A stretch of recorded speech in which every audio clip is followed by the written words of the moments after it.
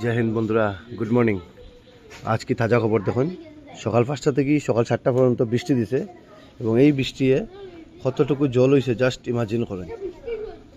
এই যে দেখুন, এখন আমরা চিন্তা করতাম এখানে যারা চেস খেলতে আমার এখানে ডরমিটরিতে যারা আইসেন, যে তারা 3জন দেখতে পারবা, 3জনই শিলচারের, 3জনই চেসের প্লেয়ার।